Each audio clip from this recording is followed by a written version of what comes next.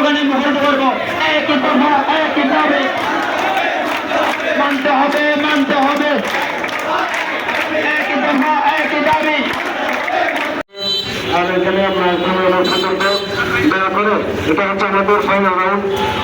Round করে আমরা কথা চলে আসবো।